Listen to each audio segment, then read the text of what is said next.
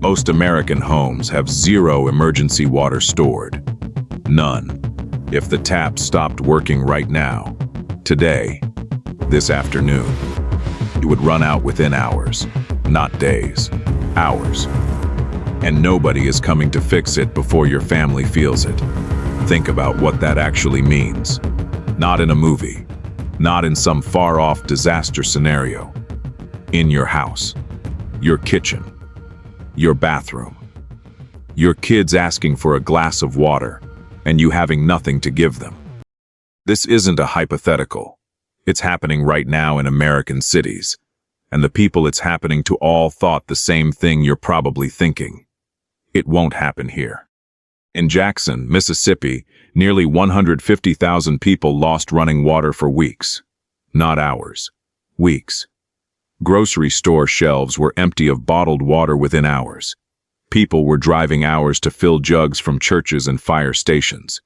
Elderly residents couldn't flush their toilets. Parents couldn't mix formula for their babies.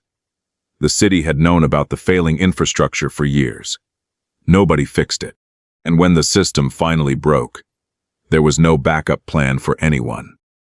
That wasn't a third world country. That was an American city. In 2022, Flint, Michigan had poisoned water running through its pipes for over a year before the government admitted there was a problem. Families were bathing their children in lead-contaminated water because they were told it was safe. The people who raised alarms were ignored, discredited, silenced.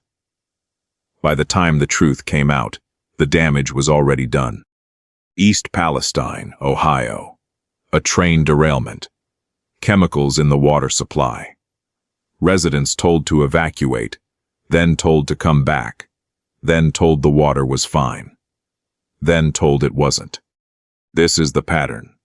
Crisis happens. Officials reassure. People suffer. And the families who had no backup plan are the ones standing in line, begging for water from a FEMA truck, hoping their turn comes before the supply runs out. You're not the kind of person who waits in that line. That's why you're watching this. I know who you are. You're not panicking. You're not building a bunker. You're just someone who looks at what's happening in this country and thinks, quietly, that it makes sense to have a plan. You've got a family you're responsible for. People who depend on you. And the idea of looking them in the eye and saying you have nothing, that you didn't see it coming, that you trusted a system that failed you, that idea keeps you up at night in a way you don't always talk about. You've probably thought about this before, and you've probably run into the same walls everyone runs into. Bottled water sounds simple until you do the math.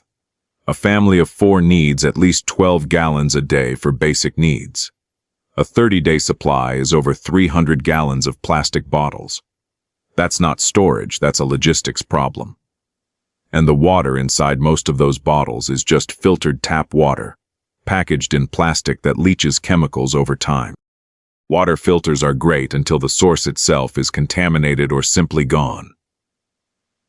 A filter doesn't help you when there's nothing coming through the pipe. Rainwater collection sounds practical until you realize that in most southwestern states it's heavily restricted. And in a drought, which is now a permanent condition across much of the country, there's no rain to collect anyway. Every solution points back to the same broken system. You're either dependent on infrastructure that's one crisis away from failing, or you're spending thousands on equipment that still requires conditions you can't guarantee. That's the trap. And most people don't realize they're in it until the water stops. A few years ago, I started looking for a different answer. Not a survival fantasy. Not a $10,000 installation. Something real, something that worked, something a regular person could actually build and maintain without an engineering degree or a contractor. What I found wasn't new. The technology had been around for decades, used in places where water scarcity wasn't a future possibility but a daily reality. The military uses versions of it. Space agencies use it. The principle is simple enough that once you understand it, you wonder why nobody talks about it. It's called an atmospheric water generator. It pulls moisture from the air and converts it into clean, drinkable water. No pipes required. No connection to the municipal system. No rain needed. New. EWAR, just air, which is available everywhere. And a device that can be built from common parts for about the cost of a decent pair of work boots. I know how that sounds. I was skeptical too. But the physics behind it isn't complicated. Air holds water vapor. When you cool that air below its dew point, the vapor condenses into liquid. That's what happens on a cold glass on a summer day. What this system does is make that process continuous, efficient, and clean enough to drink. A retired teacher in Arizona built one in her garage over a weekend. She lives alone, on a fixed income, in a region that's been under water restrictions for 3 years. She told me she stopped worrying about the next emergency alert the day she filled her first jug. Not because the problem went away. Because she had an answer that didn't depend on anyone else. A father in Nevada built one after his neighborhood went through a 3-day water outage following a pipe failure. He said the hardest part wasn't the build. It was looking back and realizing how exposed his family had been without ever knowing it. A couple in New Mexico used the system through a week-long municipal contamination advisory. While their neighbors were driving to distribution centers, they were using water they'd made themselves. Clean, tested, reliable. These aren't preppers. These aren't people who think civilization is ending.